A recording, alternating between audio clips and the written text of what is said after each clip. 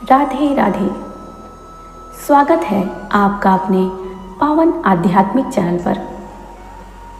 श्रावण मास की शुक्ल पक्ष की एकादशी को पुत्रदा एकादशी कहा जाता है।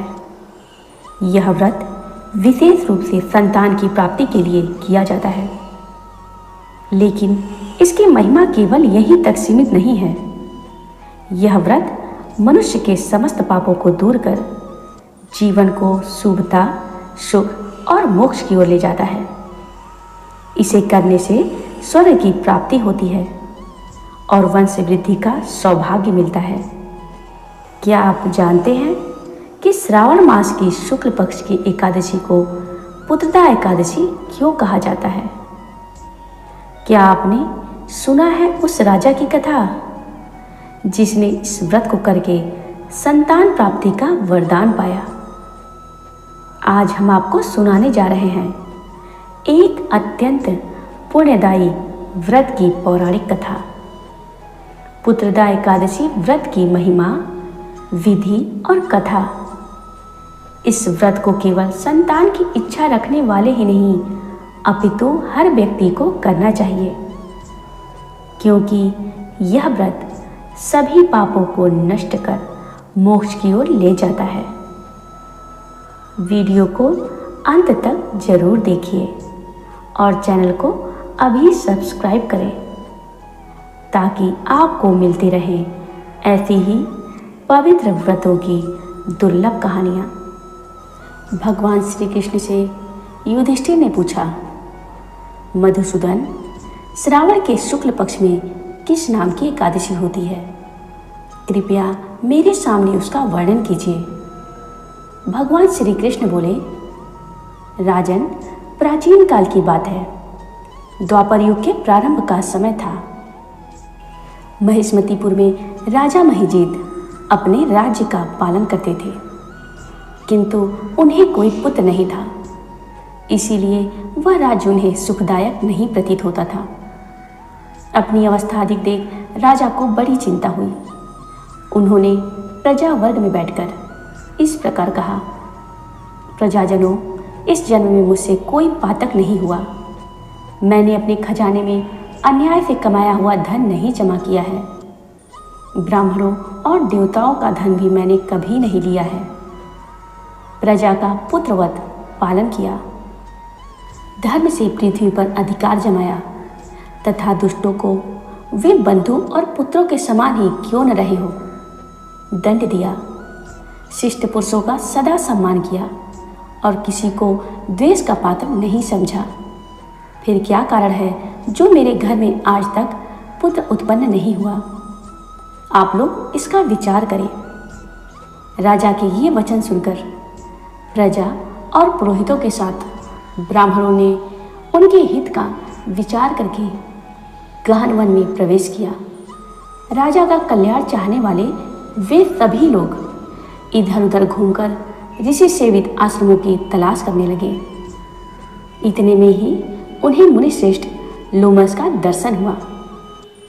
लोमस जी धर्म के तत्वज्ञ, संपूर्ण शास्त्रों के विशिष्ट विद्वान, दीर्घायु और महात्मा हैं। उनका शरीर लोम से भरा हुआ है। वे ब्रह्मा जी के समान तेजस्वी हैं। एक एक कल्प बीतने पर उनके शरीर का एक एक लोम विशीर्ण होता टूटकर गिरता है। इसीलिए उनका नाम लोमस हुआ है। वे महामुनि तीनों कालों की बातें जानते हैं। उन्हें देखकर सब लोगों को बड़ा हर्ष हुआ। उन्हें निकट आया देख लोमस जी ने पूछा, तुम सब लोग किस लिए यहाँ आए हो? अपने आगमन का कारण बताओ। तुम लोगों के लिए जो हितकर कार्य होगा उसे मैं अवश्य करूँगा। प्रजाओं ने कहा, ब्राह्मण, इस समय महिजीत नाम वाले जो राजा हैं उन्हें कोई पुत्र नहीं है। हम लोग उन्हीं की प्रजा हैं जिनका उन्होंने पुत्र की भांति पालन किया है।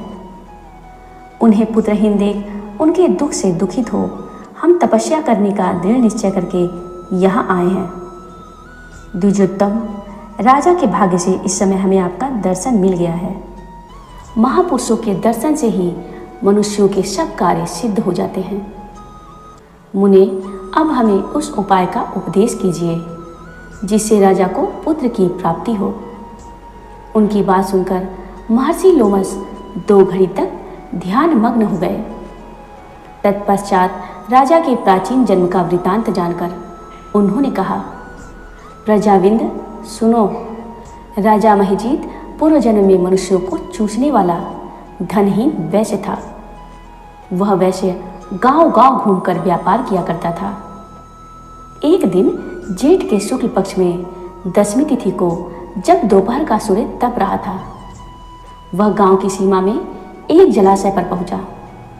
पानी से भरी हुई बावली देखकर वैश्य ने वहां जल पीने का विचार किया। इतने में ही वहां बछड़े के साथ एक गौ भी आ पहुंची।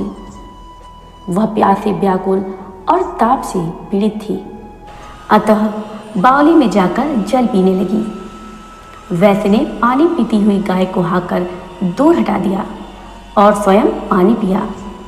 उसी पाप कर्म के कारण राजा इस समय पुत्रहीन हुए हैं। किसी जन्म के पुण्य से इन्हें अकंटक राज्य की प्राप्ति हुई है। प्रजाओं ने कहा, मुने, पुराण में सुना जाता है कि प्रायश्चित रूप पुण्य से पाप नष्ट हो जाता है, अतः पुण्य का उपदेश कीजिए जिससे उस पाप का नाश हो जाए। लोमस जी बोले, प्रजाजनों, श्रावण मास के शुक्ल पक्ष में जो एकादशी होती है वह पुत्रदा के नाम से विख्यात है। वह मनोवांछित फल प्रदान करने वाली है। तुम लोग उसी का व्रत करो। यह सुनकर प्रजाओं ने मुनि को नमस्कार किया और नगर में आकर विधि पूर्वक पुत्रदा एकादशी के व्रत का अनुष्ठान किया। उन्होंने विधि पूर्वक जागरण भी किया और उसका निर्मल पुण्य राजा को दे दिया। तत्पश्चात रानी ने गर्भ धारण किया और प्रसव का समय आने पर बलवान पुत्र को जन्म दिया। इसका महात्म्य सुनकर मनुष्य पाप से मुक्त हो जाता है तथा इहलोक में सुख पाकर परलोक में स्वर्गीय गति को प्राप्त होता है। कैसे पुत्रदा एकादशी व्रत ने राजा महिजीत के जीवन को बदल दिया। यह व्रत न केवल संतान सुख देने वाला है बल्कि मोक्ष का मार्ग भी प्रशस्त करता है। यदि आप भी जीवन में शुभता, संतान और मोक्ष की इच्छा रखते हैं तो इस एकादशी को श्रद्धा और नियम से जरूर करें। अगर आपको यह कथा पसंद आई हो तो वीडियो को लाइक करें, अपने परिवार और मित्रों के साथ शेयर करें और चैनल को सब्सक्राइब करना न भूलें। आपके एक क्लिक से हमें ऐसे ही पवित्र विषयों पर और वीडियो लाने की प्रेरणा मिलती है। जय श्री हरि। जो इस कथा को श्रवण करे, भगवान विष्णु उसकी हर मनोकामना पूर्ण करे।